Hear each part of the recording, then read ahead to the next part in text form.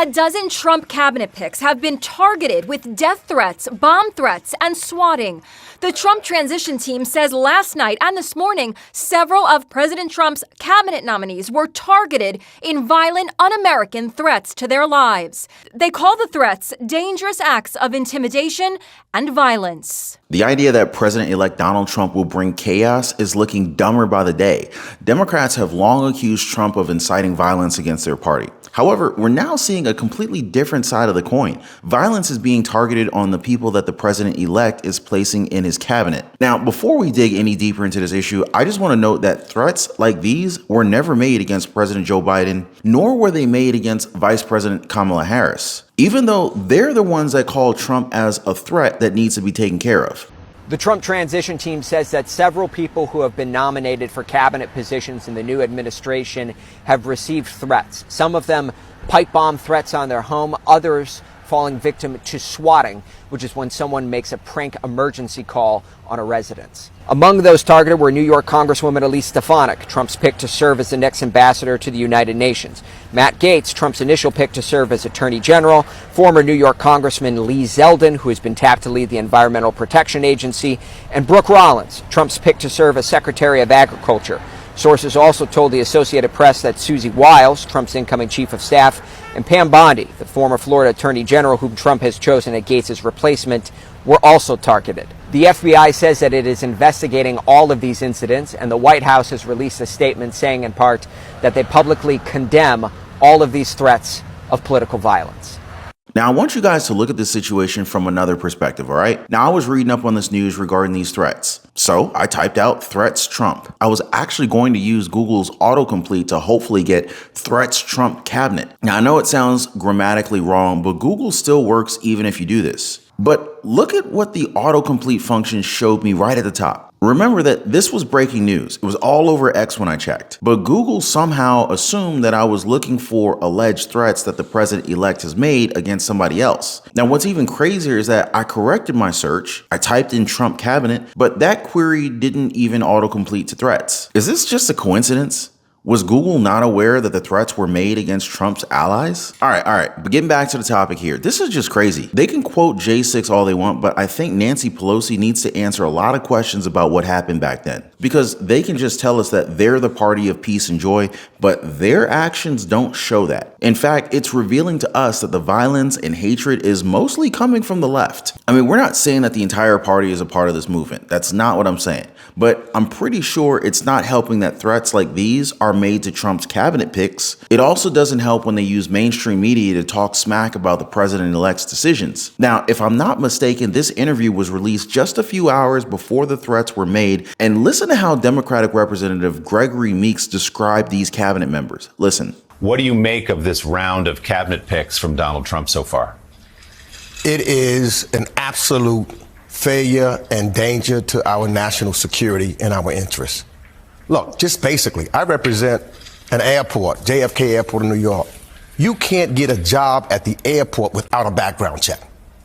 And to try to get individuals in who will have our most important information, our national security interests, our national security data, and they don't go through a background check, is a danger to the United States of America.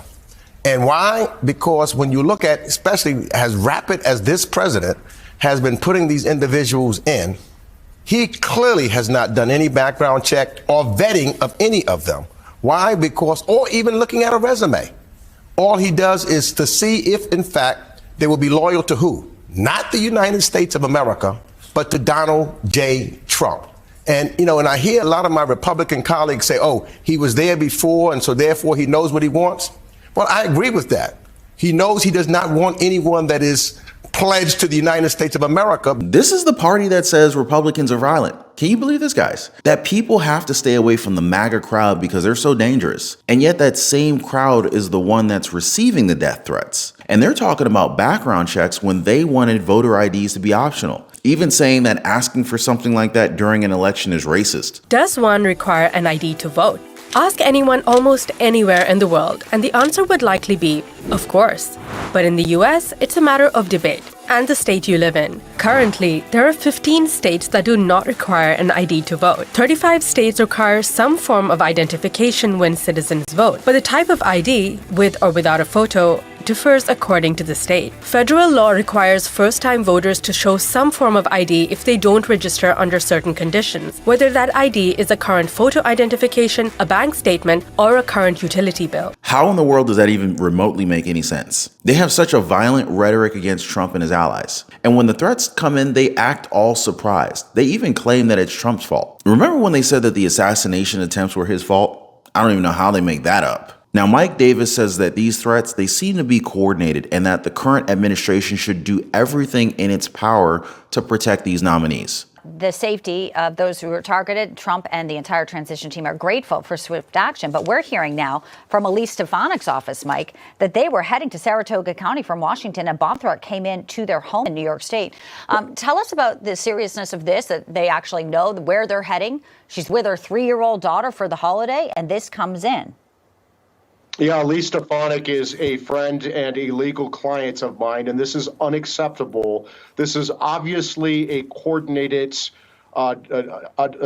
threats against these Trump cabinet picks and other members of Trump's incoming administration. This is unacceptable, and President Biden needs to step forward immediately and order a criminal probe immediately. His attorney general, his FBI director, his U.S. attorneys need to step forward immediately and aggressively so this does not happen again. Absolutely. I want to know what type of protection they have. All these nominees. Look at everyone that we're looking at here, and I'm sure in the coming minutes and hours we'll know some more specifics outside of Stefanik, because we know that they say that we're appointees, so it's plural here. What type of protection do they have? They're all on the move to be with their families. Yeah, I mean, if you're a nominee, I know that when you have nominees before, they've had the departments and the FBI and the U.S. Marshals protect them. And if that's not happening now, that needs to happen ASAP. And he's right. This is absolutely unacceptable, especially when it's Trump and his MAGA crowd that's supposed to be the ones that's creating chaos, right? Now, this doesn't fit the mold of what we've been fed these past 4 years, maybe even longer than that. But what do you guys make about these threats? Were they all coordinated by a single group or entity? Now, switching gears here, let's talk about legacy media. Its importance now is being questioned by a lot of Americans because Americans are feeling as if they're being used for propaganda and propaganda only. Talks are now circling around about different networks that it's possible that they're going to be sold off. MSNBC being one of them. Now, I covered this in a previous video, guys. I hope you guys check it out after this one. As always, thanks so much for hitting the like button and subscribing. Check out this video here or our playlist down below, and we'll see you guys on the next one.